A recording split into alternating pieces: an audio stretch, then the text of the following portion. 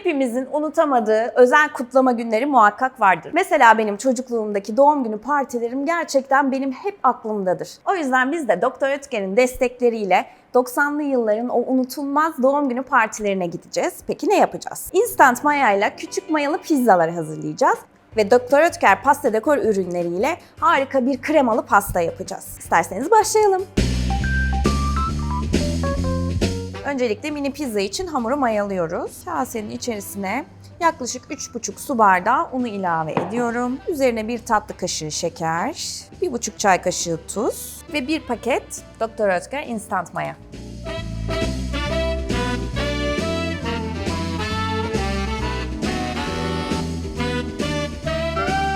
Bir çay bardağı süt, ılık olacak. Yarım çay bardağı ılık su ve 1 çay bardağı ayçiçek yağı. Güzelce yoğuruyoruz. Hamurumuz toparlandı. Şimdi şöyle güzelce düzeltiyorum. Üzerini kapatacağım. 1 saat mayalanacak oda sıcaklığında.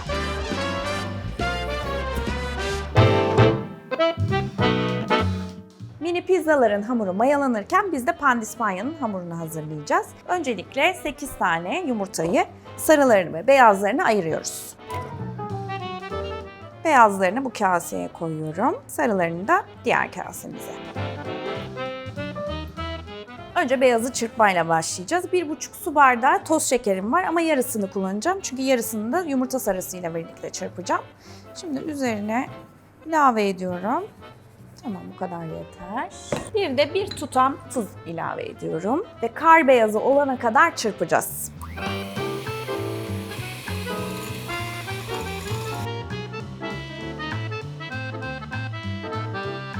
Yumurta beyazlarının çok iyi çırpılması gerekiyor. Peki olduğunu nasıl anlayacağız? Böyle ters çevirdiğimizde eğer düşmüyorsa olmuş demektir. Şimdi yumurta sarılarına geçiyoruz. Yumurta sarılarını da aynı şekilde kalan toz şekeriyle birlikte çırpıyoruz.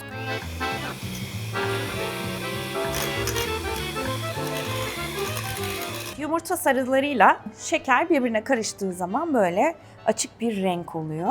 Şimdi üzerine katı malzemeleri ilave edeceğiz. Ben kakaolu bir pandispanya yapacağım. İçinde de parça çikolatalar olacak. Doktor Ötker'in hem sütlü hem de bitter çikolatasını kullanacağım. İnanılmaz güzel oluyor. Şimdi kuru malzemeler için muhakkak yapmamız gereken bir şey var. Elemek. Elemeden koymayın içerisine. 1,5 su bardağı un koyuyorum. Şöyle eleyelim. 1 su bardağı Doktor Ötker mısır nişastasını da ekledik. 1 yemek kaşığı kakao ilave edeceğim. 3 paket Doktor Ötker şekerli vanilini ekliyorum. Ve yarım paket kabartma tozu. Hepsini eliyorum. Güzel bir karışım elde edeceğiz ama bunu yaparken topaklanma olabilir. Topaklanmayı engellemek için hafif hafif su ilave edebilirsiniz.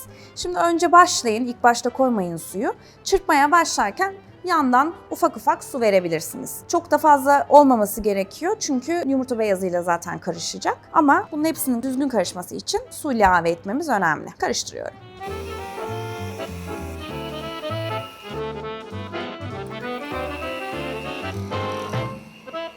Suyu ben yaklaşık 1 çay bardağı kadar ilave ettim. Çok fazla sıvı olmaması gerekiyor. Koyu, akışkan bir kıvam. Çırptığımız yumurta akının içerisine kakaolu harcımızı ilave ediyoruz ve güzelce karıştırıyoruz.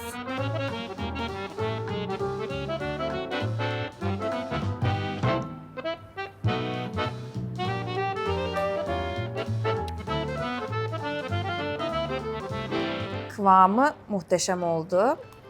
Şimdi içerisine Doktor Ötker çikolata parçalarını ekliyoruz.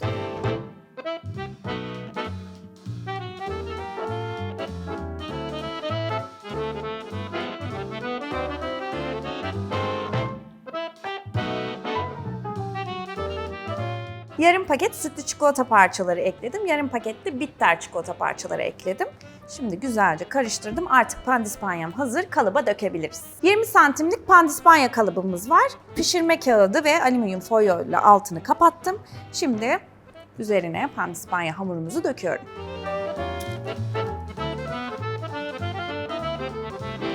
Fırını 180 dereceye ayarlamıştık. Şimdi 40-45 dakika kadar pişirmek için fırına uğurluyoruz.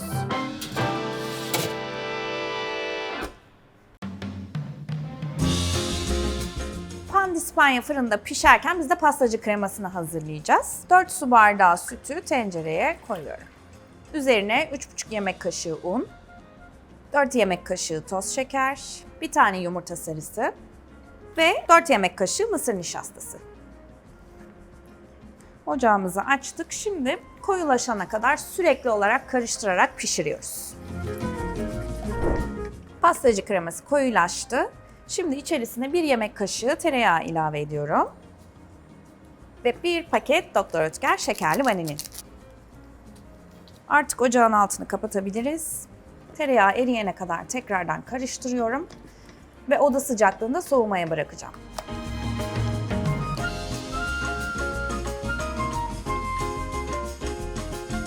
Pandispanyamız mükemmel pişmiş. Şimdi oda sıcaklığında yaklaşık 1 saat kadar soğuması gerekiyor.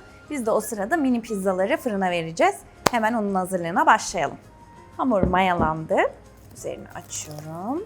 Ve hamurdan ceviz büyüklüğünde parçalar alıp elimde yuvarlıyorum.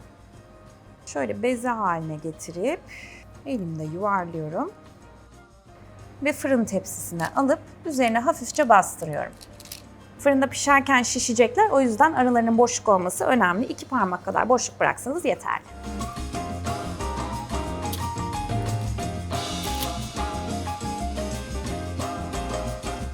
Son hamurumuzu da koyduk. Şimdi hamurların ortasına şöyle 2 parmağımla bastırıyorum. Tam olarak delmiyorum ama hafif böyle bir çukur olacak. Hepsine aynı işlemi uyguluyorum. Şimdi doğranmış yeşil biber, domates ve sosisleri üzerlerine diziyorum. Hepsinden birer tane yeterli olacak.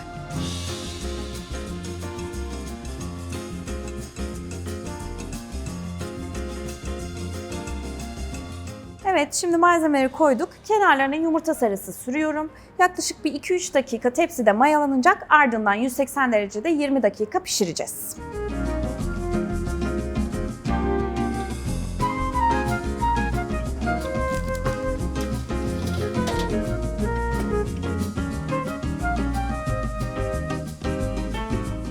Görüntüsü muhteşem oldu. Kokusu bile beni çocukluğuma götürdü gerçekten. Şimdi bunları tabaklıyoruz.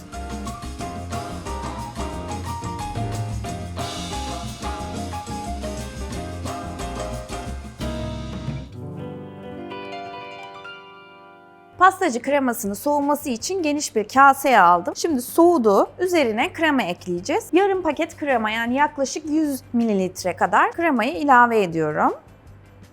Ve 1 paket Doktor Oetker krem şanti ekleyeceğim. Pürüzsüz bir kıvam alana kadar çırpıyoruz.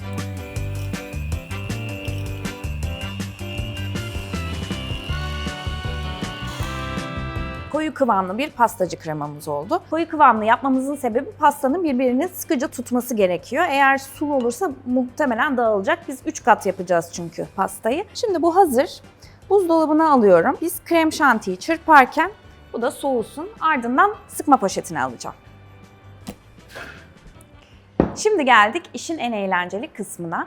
Pastanın dışını sıvamak için krem şantiyi kullanacağım.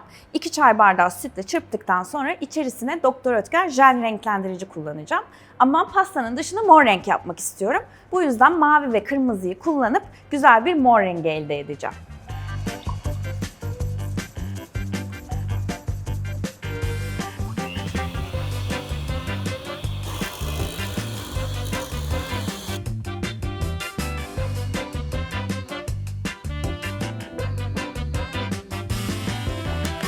Güzelce iyice karıştırdım. Böyle yumuşacık, güzel bir mor renk oldu. Şimdi 2 ayrı sıkma poşetine koyacağım. Birinin içerisine yıldızlı bir duy koyacağım ve üzerine süsleme yapacağım. Diğeriyle de sıvama işlemini uygulayacağım. Pandispanya yaklaşık 1 saattir oda sıcaklığında soğuyor. Şimdi yavaş yavaş kalıptan çıkarıyoruz.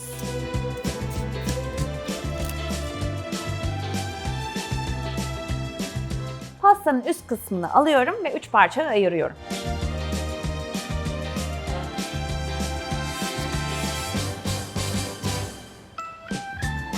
Pandispanyamızı dansözün üzerine koyduk. Dansöz böyle Pastayı daha iyi sıvamamıza yarayan bir alet. Pastacılar çok iyi bilir.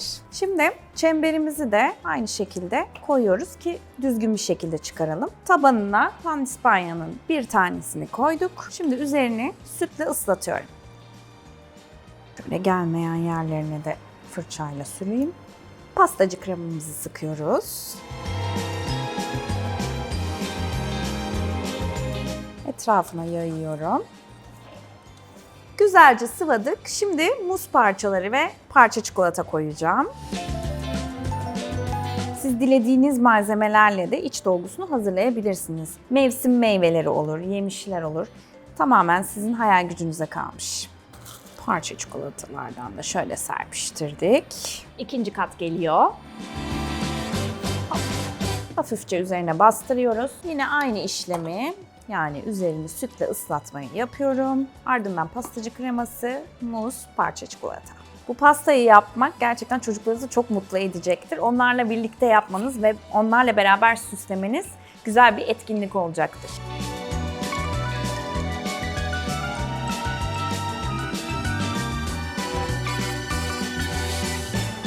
Ve son kata geldik. Tekrardan üzerine hafifçe bastırıyorum. Diğerlerinden biraz daha az üzerini ıslatacağım. Çünkü üzerine sıvama malzemesi gelecek. Dağılsın istemeyiz. Çok az pastacı kreması koyuyorum. Şöyle hafifçe üzerini sadece sıyırıyorum. Şu boşlukta kalan kısımlarını da pastacı kremasıyla sıvayabilirsiniz ki düzgün bir şekilde olsun. Şöyle alıyorum. Yukarıdan aşağıya doğru sıvıyorum. Son kremamıza geldik. Bir güzel kaplayacağız pastayı. Üzerine sıkıyorum ve tamamen her tarafını kaplıyorum.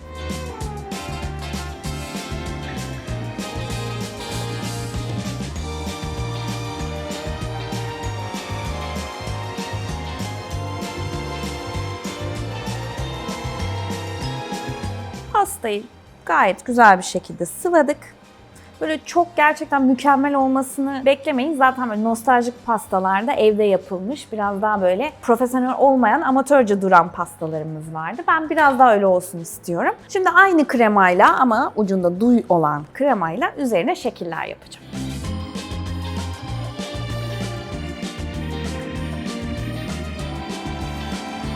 Şimdi pasta dekor serisinden glazürle üzerine isim yazacağım ve ardından pasta süsleriyle etrafını süsleyeceğim.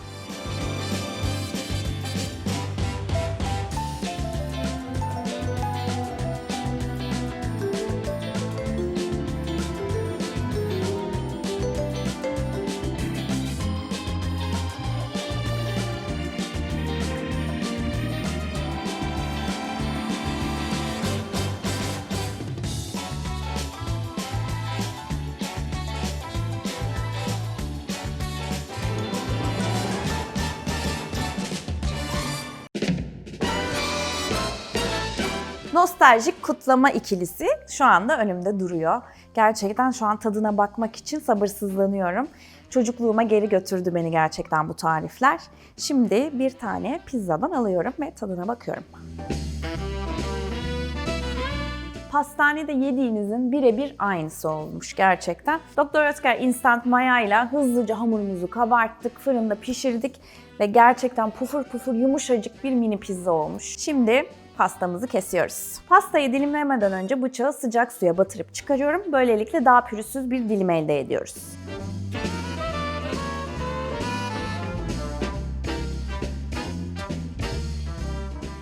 Koca bir dilim pasta. Şöyle tam ortasından, kremalı kısmından alıyorum.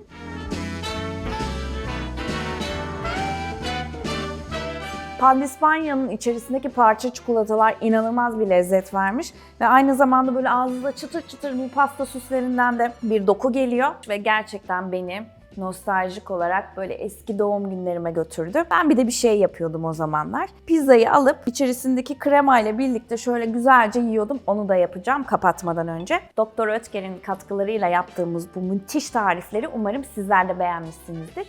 Eğer beğendiyseniz yorumlarda bizimle paylaşmayı ve aynı zamanda da beğen tuşuna basmayı unutmayın. Bir sonraki tarifte görüşmek üzere.